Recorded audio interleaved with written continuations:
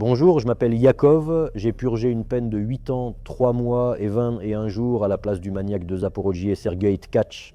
Le maniaque pour lequel j'ai été condamné s'appelle Sergueï Tkach. Cela a duré chez lui, je crois, un peu plus de 20 ans. Il a fait plus de 30 victimes. On m'a accusé du meurtre et du viol de ma nièce. Elle avait 9 ans. Elle étudiait avec la même institutrice de primaire que moi à l'époque.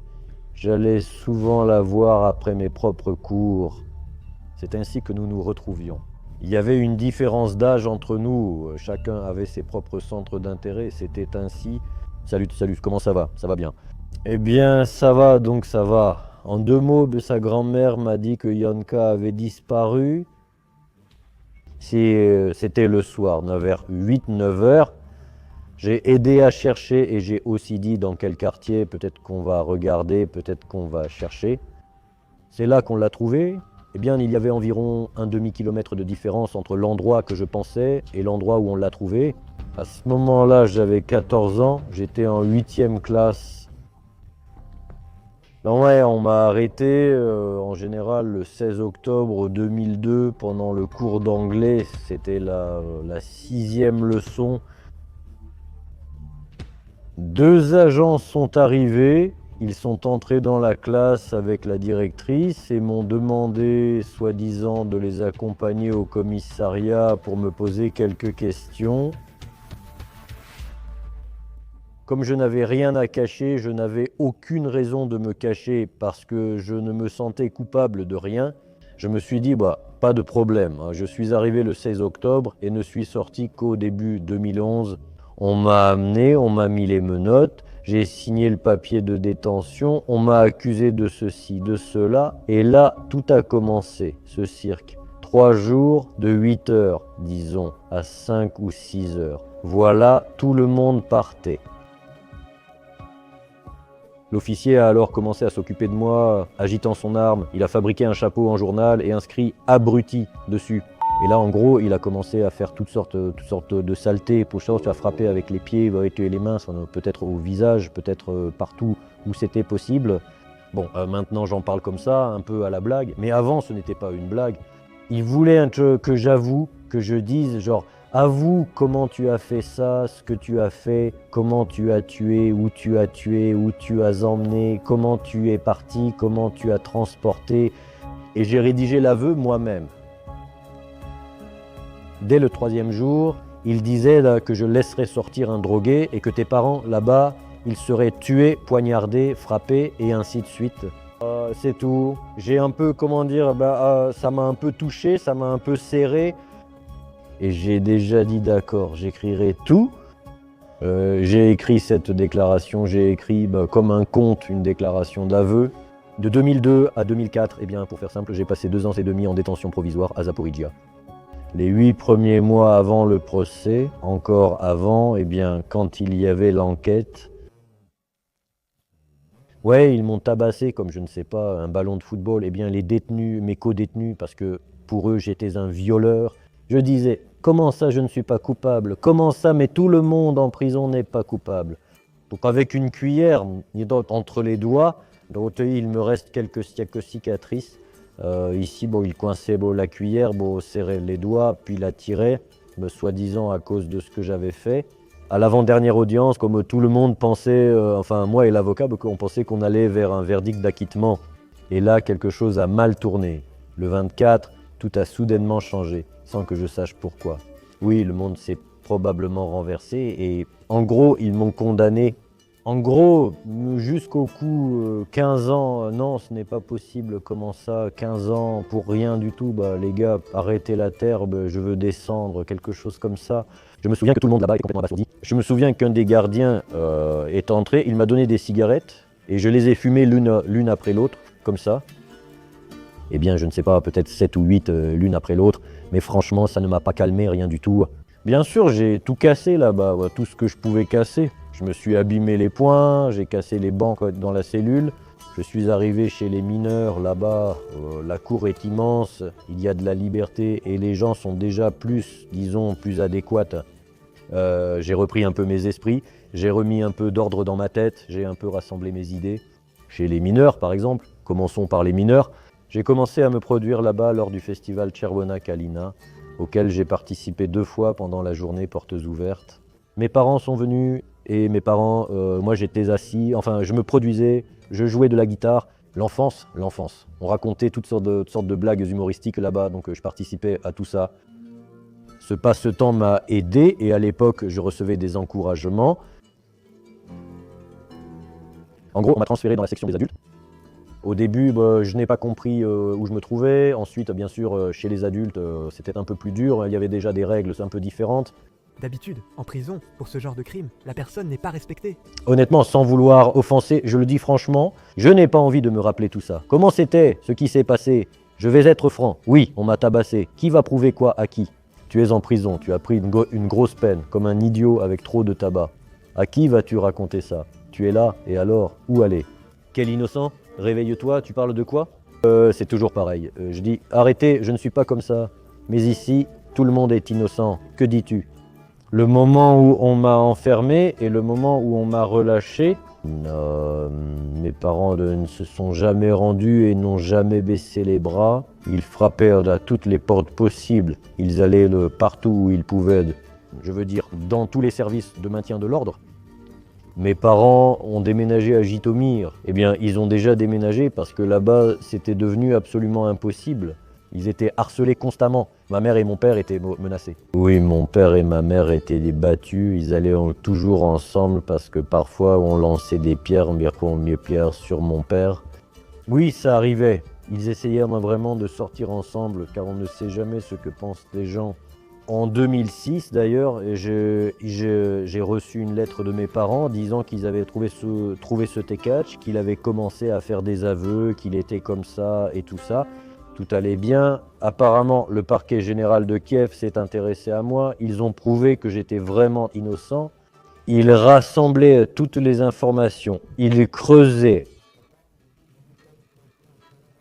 Ils retournaient la mousse et les marécages pour trouver un indice ou une information. Eh bien, ils ont trouvé. Merci aux gars. Merci d'avoir vraiment aidé à ce moment-là. Et merci, vraiment merci. Beaucoup de personnes ont participé à ma libération. Vous, les gars, les journalistes, merci vraiment à vous. Pendant à peu près la 5e, 6e année. C'est à ce moment-là qu'il a été arrêté. Et au début de l'année 11, j'ai été libéré. Tout le temps, il y avait une enquête, c'est-à-dire coupable ou non coupable. À un certain moment, soit lors d'un transfert, soit à un autre moment, as-tu rencontré Tekach? C'est arrivé, j'ai rencontré Tekach à travers le grillage. Eh ben, il y a un train qui s'appelle Stolypine. Dans ce wagon spécial, on transportait aussi des détenus. Et là, on m'a appelé à Marioupol. J'allais à Marioupol et lui venait de Marioupol. Je l'ai vu, j'ai remarqué qu'il y avait un homme là-bas. Puis il m'a semblé que son visage m'était familier. J'ai frappé doucement contre le mur et j'ai dit: dis-moi au fait ton nom de famille, ce ne serait pas Tekach par hasard? Oui, Tekach, ce n'est pas Sergueï par hasard. Il dit Sergueï. Je lui dis: et tu sais qui je suis? Eh bien, il suppose oui, je sais. Je lui dis: honnêtement, je te le dis, je ne sais pas. J'avais envie de le mordre à mort, j'étais furieux.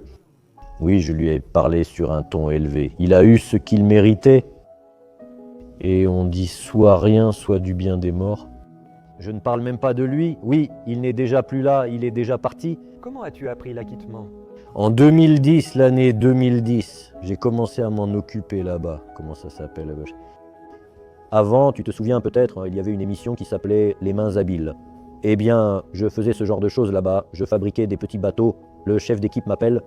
Ce n'est pas un secret qu'il y a du réseau, même dans les endroits reculés. Ma mère m'a transmis le message, voilà, c'est comme ça. Il va encore y avoir du réseau. Je dis, d'accord. Ma mère crie, tu as été libéré, tu es libre. Moi, je veux dire quoi? Oh, attendez, vous plaisantez. Allô, arrêtez la terre, je veux descendre. Maman dit qu'il y a eu un procès. À telle date, en appel, ils ont obtenu un verdict d'acquittement. Je demande, comment ça? Ma mère répond, tu dois être libéré sous 14 jours. Je cligne des yeux, bon j'ai compris. Je dis, on en reparle plus tard. Je donne ça au chef d'équipe, voilà.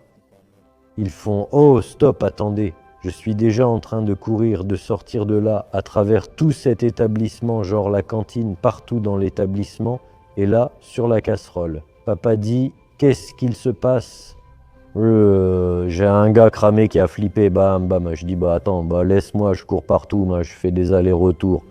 Je dis, moi, il y a eu un jugement. Moi, je raconte comme ça, comme ça, comme ça.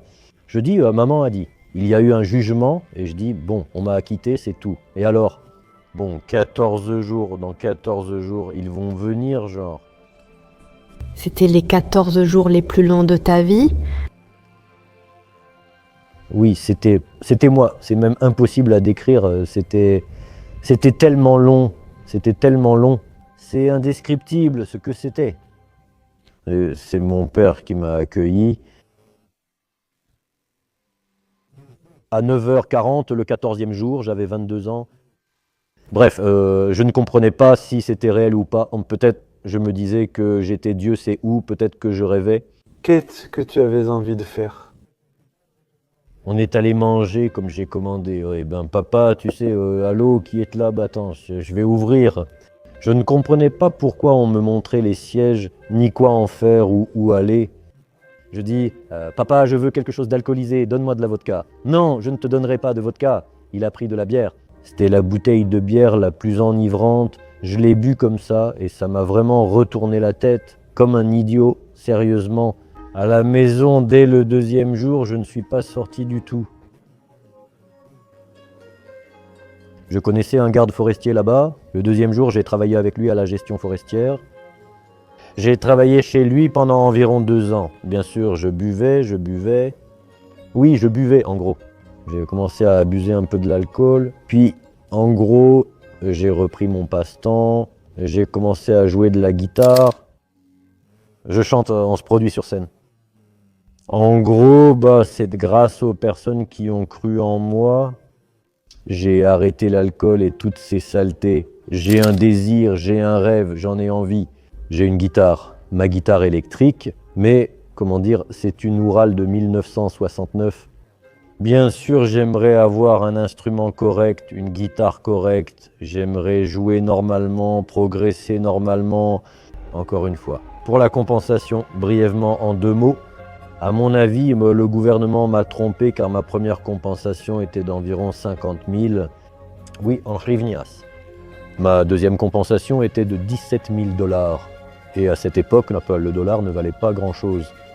17 000 $ m'ont suffi. Pourquoi? Acheter une voiture. Ensuite, j'ai eu des dettes. Il y a eu, comment dire, eh bien, ce que je gagnais ne suffisait pas. Et ce que j'en veux au système. Je ne sais même pas maintenant, sérieusement, je n'ai pas confiance en ce système. Tout ça, je n'y crois pas, je n'ai pas confiance en tout ça. Voilà, c'est comme ça. Être une personne qui a été accusée à la place d'un maniaque, en gros, c'est ça la morale de toute cette histoire. J'ai regardé un film. Et dans un film, il y avait une phrase, ok, c'est ce qu'a dit un homme, membre d'un groupe de blues. Si tu poursuis ton objectif, si tu crois, si tu avances contre le vent, longtemps, tôt ou tard, le vent soufflera dans ta direction. C'est-à-dire que le vent t'accompagnera sur ta route, enfin quelque chose comme ça. Reste toi-même, avance vers ton objectif, vers ce qui t'appartient. La seule chose, c'est d'être toi-même et d'être humain.